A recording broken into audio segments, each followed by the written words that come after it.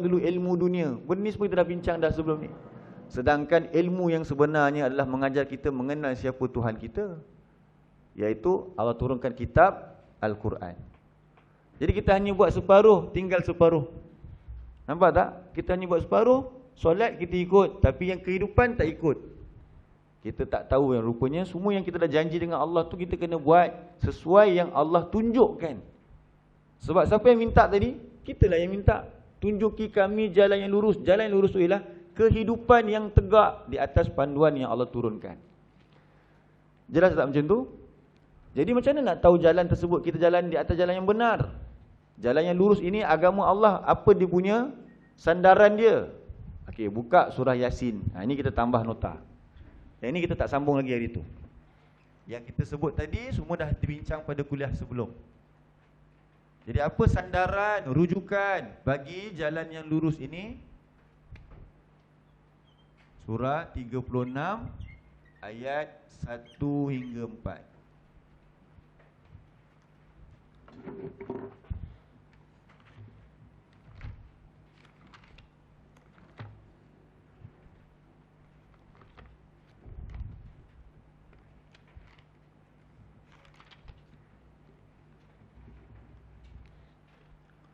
Surah 36 ayat 1 hingga 4, surah Yasin. Muka surat 440.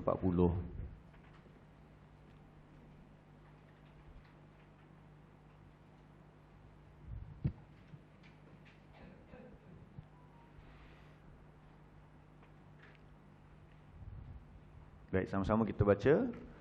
A'udzubillahi minasyaitonirrajim. Bismillahirrahmanirrahim. Yasin wal Qur'anil Hakim. Innaka laminal mursalin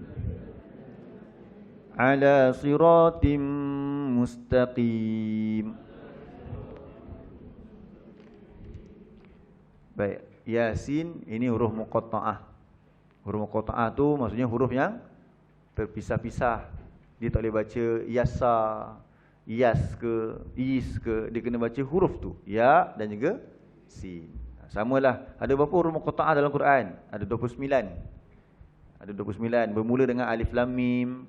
Kemudian kita jumpa Toha, kita jumpa alif lam ra. Paling panjang sekali 5 huruf. Kaf, ha, ya, ain, sad. Jadi Allah kata apa? Wal Qur'anil Hakim. Waw dekat situ tu waw sumpah. Waw qasam. Waw qasam ni dia termasuk huruf-huruf khafat atau huruf-huruf jar. Dia menjarkan isim. Sebab tu lepas waw sumpah, kita akan jumpa kalimah tu berbaris bawah. Wal Qur'ani. Sepatutnya kita sebut apa? Wal Qur'anu. Kalau kita kata ayat tu perkataan pertama mesti baris dhammah tadi.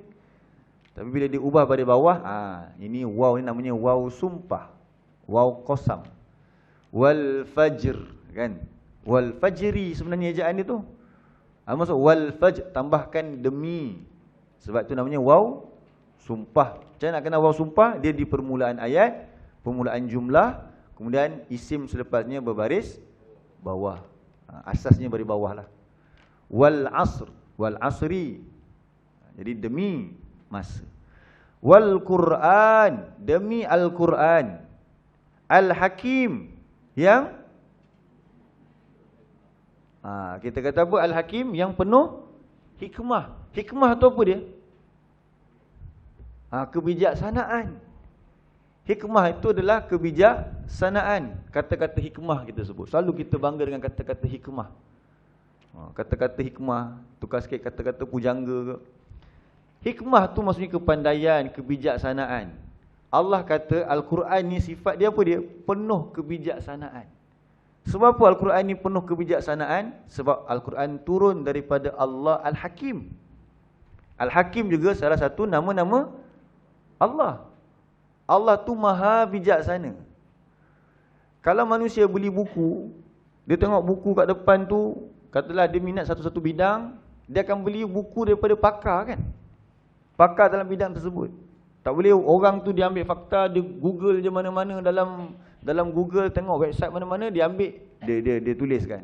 Kita nak beli ke buku macam tu? Oh, dah tentu tidak. Sekarang ni Al-Quran. Al-Quran bukanlah buku yang dikarang manusia. Al-Quran inilah kalam Allah yang bijaksana. Kalau buku manusia yang hebat kita baca, kita boleh dapat ilmu, jadi orang pandai. Ni kitab Allah, pemiliknya adalah yang bijaksana. Jadi siapa yang belajar Quran, dia akan jadi apa? Orang bijaksana. Kita nak jadikan masyarakat kita orang yang pandai, bijaksana, tetapi tak ada kitab Quran. Apa kita sedang buat sebenarnya? Sedar tak kita sebenarnya kita tak bawa manusia kepada kebijaksanaan sebab kita meninggalkan Al-Quran. Tapi kita baca Yasin tiap-tiap malam lagi lah, dahsyat. Malam-malam dia baca. Tak apalah Quran kan. Apatah lagi yang kebiasaannya malam-malam Jumaat. Tapi dalam keadaan apa dia? Meninggalkan kitab yang penuh kebijaksanaan ni. Lepas tu kita kata apa dia? Kita takut kita ni dalam keadaan beramal hanya sangkaan. Tak tengok betul-betul apa maksud dia. Duk ulang-ulang tiap-tiap minggu, wal Quranil Hakim, Quran yang penuh kebijaksanaan. Tapi tanya tentang Quran, dia tak tahu apa-apa. Awak faham kau baca apa? Tak faham. Jadi macam mana nak jadi seorang yang bijaksana? Sedangkan Quran ni turun daripada pemilik alam ini. Nak tahu rahsia alam ini, tengoklah Quran. Nak tahu tentang manusia, apa manusia perlukan, tengok Quran. Semua Allah cerita. Yang Allah cerita tu mestilah yang penting. Kita kadang-kadang lagi pandai orang tu, kan? Ini muhasabah diri kita. Lagi pandai orang tu, kadang-kadang benda 10 minit jadi sejam. Betul tak? Benda boleh bincang 10 minit sebab bincang orang pandai jadi berapa? Jadi sejam kadang-kadang. Tu kesan bila pandai sangat jadi sejam pula. Tapi Allah tu bijaksana. Dia bagi ringkas-ringkas untuk kita ambil yang paling penting sekali. Tapi kita tak puasa. Inilah kitab yang menjadikan manusia tu bijak. Dan kita pun terjemahkan dalam bahasa Melayu, bijak sana. Bukan bijak sini. So pandai itu jauh tu sampai ke sana. Orang dulu kalau tak puas hati dengan kawan dia kata apa? Kawan tu rampas tanah dia, tapi dia ni orang yang lemah, tak boleh nak bela diri. Tak apalah, kita jumpa dekat dekat sana dia kata. Sana tu kat mana? Kat akhirat, jauh pemikiran dia. Sebab tu orang hari ni dia bijak sini, see you in court je. Kan jauh mana pun kat Pekan Ipoh tu. Tak adalah jauh sangat. Dia bijak sini namanya tu. Kalau dia ada Quran, tak apalah, kita jumpa kat sana. Ataupun aku lepas. Nampak? Itulah Al-Quran yang penuh hikmah. Kemudian Allah kata apa? Ayat yang ketiga. Innaka laminal mursalin. Sesungguhnya engkau, wahai Rasul, wahai Nabi Muhammad, la, benar-benar, min, daripada kalangan al-mursalin, para Rasul, para utusan.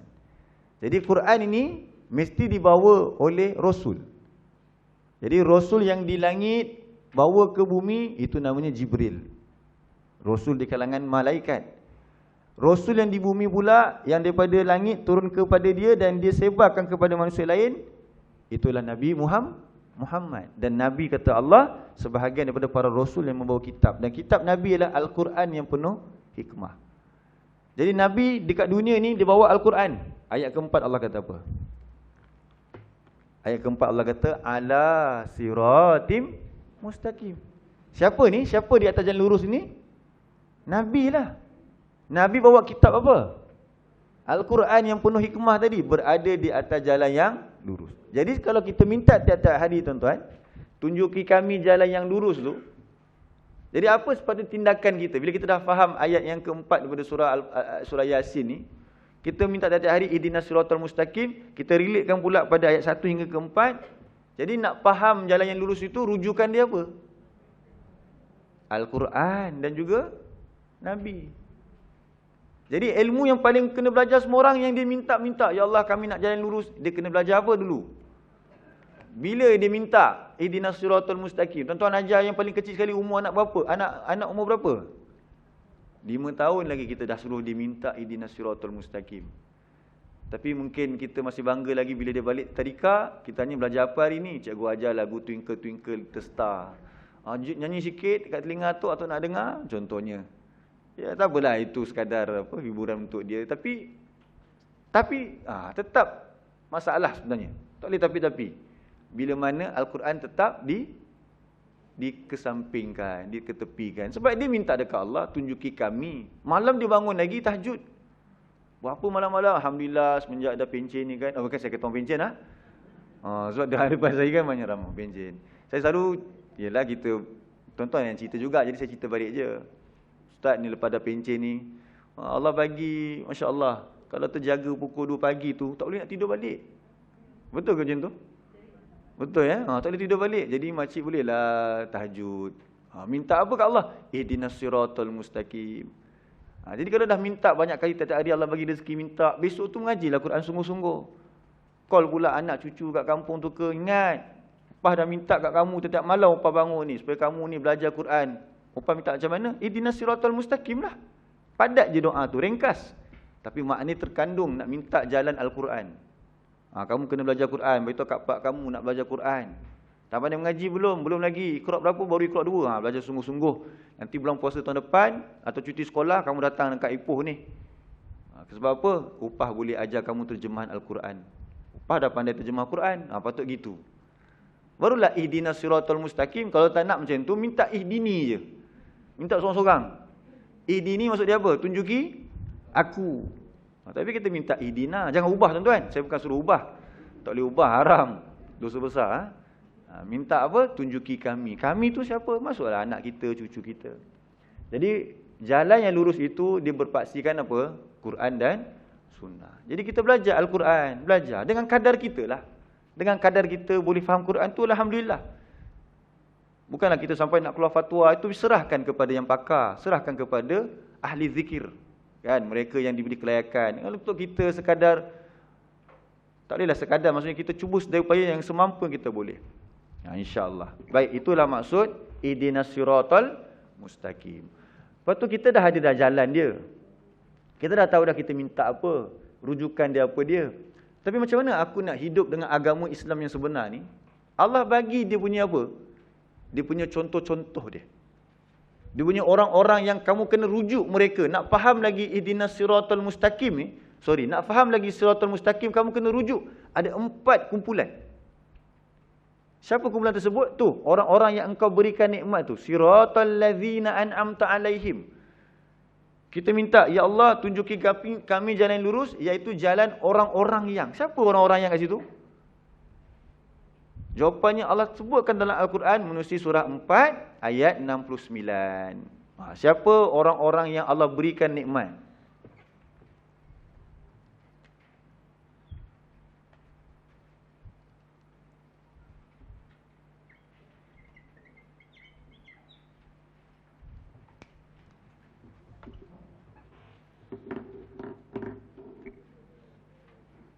Jadi bila ada contoh ni kan senang. Allah memang ciptakan manusia menjadi orang yang pandai, dapat belajar menerusi contoh. Dia mesti ada contoh. Lepas tu guru yang bijak juga kat sekolah, dia akan bagi contoh. Dia tak boleh ajar teori je kan. Dia bagi contoh. Untuk anak murid dia lebih faham. Jadi sama juga untuk kita ni, bukan satu benda yang kecil. Nak berada di atas jalan lurus untuk menuju kepada Allah. Allah tunjukkan contoh-contoh dia untuk kita ikuti. Baik, sama-sama kita lihat ayat yang ke-69, surah yang keempat, surah An-Nisa. A'udzu billahi minasy syaithanir rajim. وَمَنْ يُطِعِ اللَّهَ وَالرَّسُولَ فَأُولَئِكَ مَعَ الَّذِينَ أَنْعَمَ اللَّهُ عَلَيْهِمْ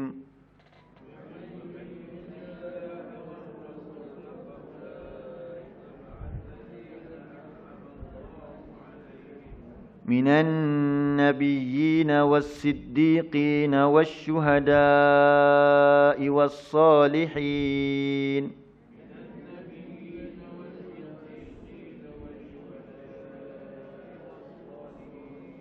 وَحَسُنَ أُولَئِكَ رَفِيقًا.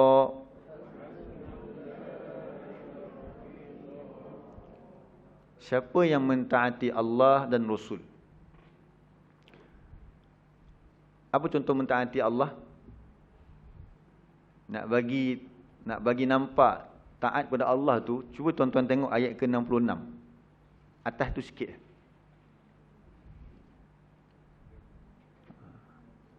Baik, kita baca sikit ayatnya 66 tu ya. Walau anna katabna alaihim an iqtulu anfusakum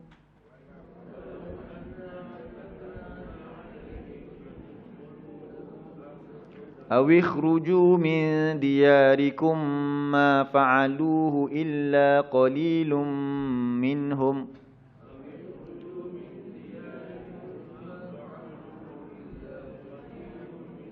walau annahum fa'alu ma yu'adhuna bih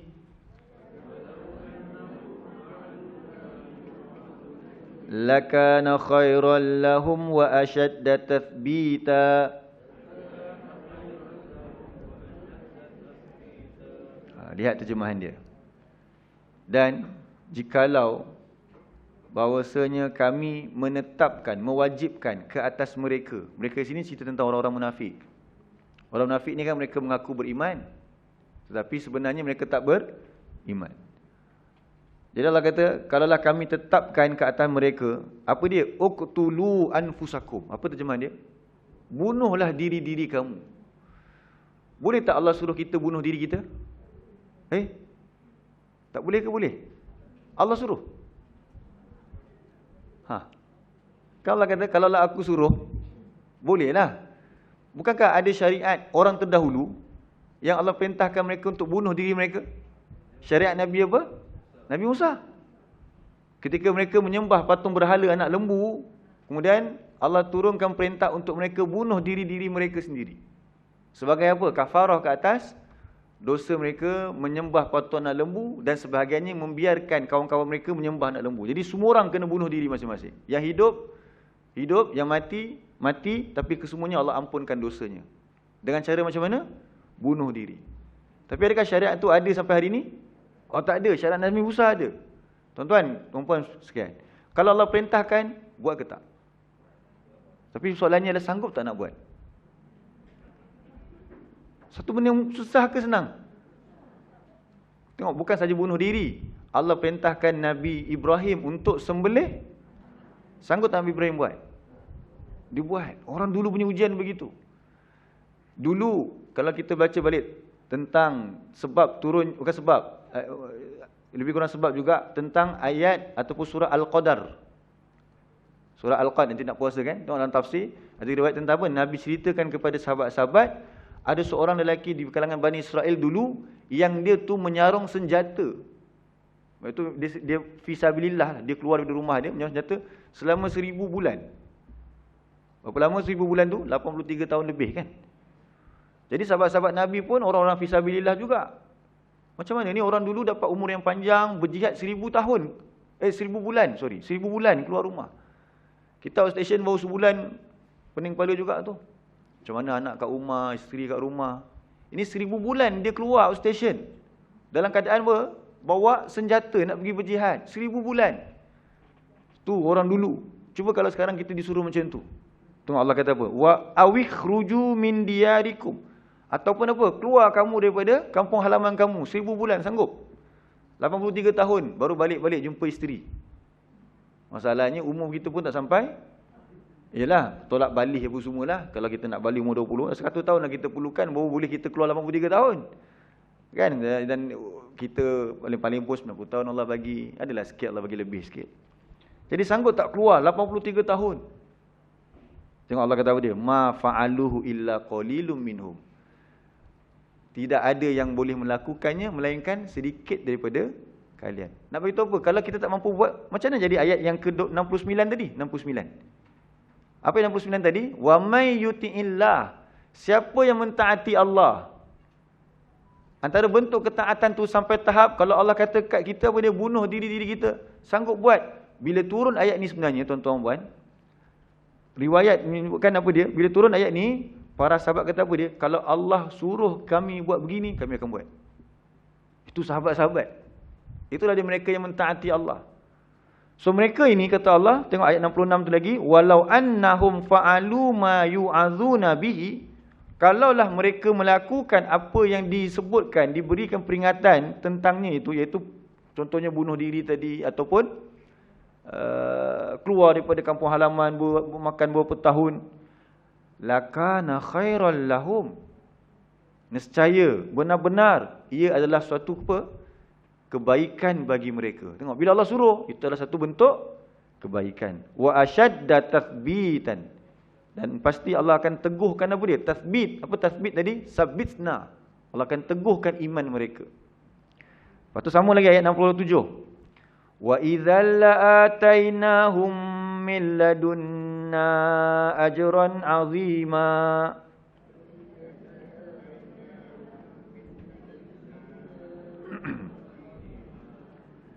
Dan yang demikian itu, nescaya kami akan kurniakan kepada mereka daripada sisi kami ganjaran yang besar. Bagi siapa?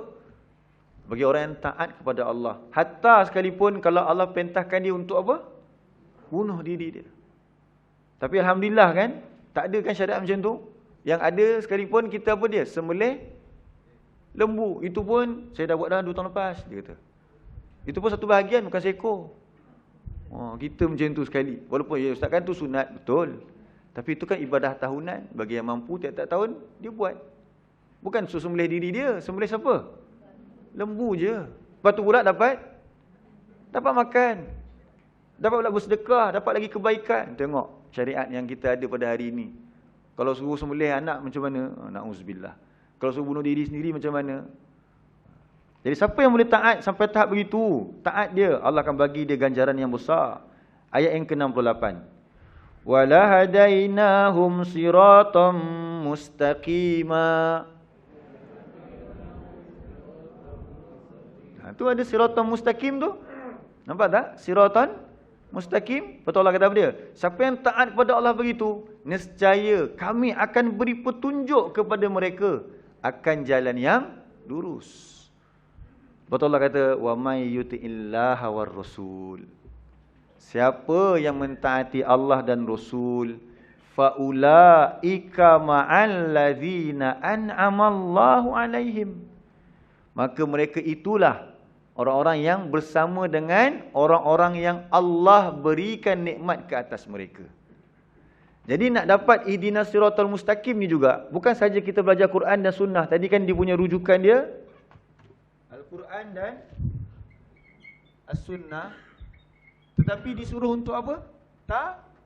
Taat. Laksanakan segala yang diperintahkan itu. Lepas tu barulah mereka itu akan jadi bersama dengan orang-orang yang Allah berikan nikmat ke atas mereka. Sesuai dengan doa yang mereka minta, iaitu jalan orang-orang yang engkau berikan nikmat ke atas mereka. Syarat dia apa dia? Mengikut Quran dan Sunnah, dan kemudian taat, buat. Bukan hanya kita mendengar, belajar sahaja. Jadi Allah kata apa dia? Siapakah orang-orang yang Allah berikan nikmat ke atas mereka? Ada 4 tuan-tuan. Cuba sebutkan yang pertama.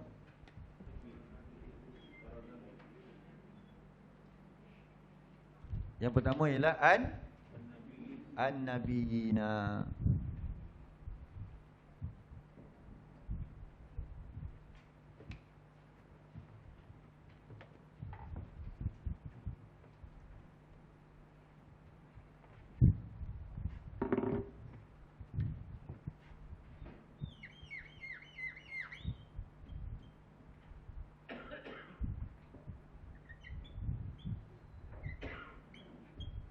Baik, minan nabiyina. Yang kedua,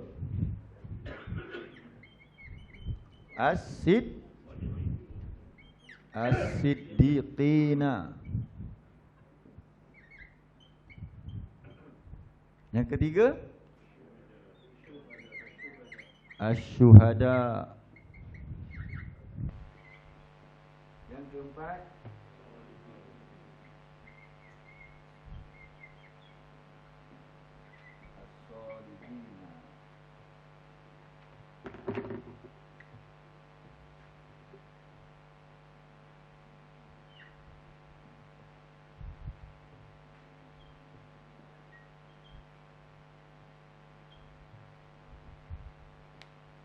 inilah 4 kumpulan, 4 manusia yang Allah kata mereka ialah orang-orang yang Allah berikan nikmat ke atas mereka. Nikmat di dunia dan di akhirat. Kita yang minta kepada Allah untuk bersama dengan mereka. Jadi mereka inilah sebagai contoh dalam hidup kita. Ulaika wa hasuna ulaika rafiqa, kata Allah. Apa maksud wa hasuna ulaika rafiqa? Dan mereka itu sebaik-baik rafiqa. Apa rafiqa? Teman. Untuk kita berjalan untuk menuju kepada Allah. Inilah teman baik kita empat ini. Para nabi, as-siddiqin, asy-syuhada dan as-salihin. Apa syarat nak bersama dengan mereka, tuan-tuan? Taat kepada Allah dan Rasul. Macam mana caranya? Apa langkah pertama dia orang yang taat kepada Allah dan Rasul? Kita belajarlah Al-Quran ini dan sunnah Nabi.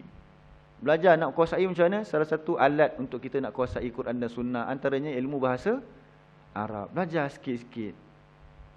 Saya walaupun terangkan kepada tuan-tuan kaedah bahasa Arab, bukanlah mengatakan kita dah pandai, tidak pun. Sedang belajar juga. Tapi bila kita disuruh untuk apa? Belajar dan mengajar. Itu tindakan kita semua. InsyaAllah kalau semua orang buat begitu, cepat tersebar ilmu ni. Tapi kalau tunggu semua nak jadi pandai katanya, jadi bila nak mengajar? Adakah orang mengaku dia pandai? Sekarang aku nak mengajar dah, sebab apa? Aku dah pandai. Mana ada orang cakap macam tu? Sebab tu Nabi tetapkan dah, khairukum man ta'allamal Qur'ana wa 'allamah. Yang terbaik di kalangan kamu ialah orang yang belajar dan mengajarkannya. Sambil kita belajar ni, kita ajar orang lain. Baik, sekali lagi kita minta, kita terjemahkan ataupun kita tanya balik. Kita minta kepada Allah jalan yang lurus. Pertama, ihdina tu saya nak tanya. Kita minta petunjuk. Apa antara maksud lain ihdina? Teguhkan. Lagi? Ilhamkan. Lagi? Taufikkan. Kan? Taufik. Wafaqna. Baik. Apa itu jalan yang lurus? Cara hidup Islam. Jadi cara hidup Islam tu, dinul Islam tu hanyalah yang diterima oleh siapa? Allah sahaja, kan? Jadi mestilah dia punya rujukan dia daripada Allah juga. Apa rujukannya?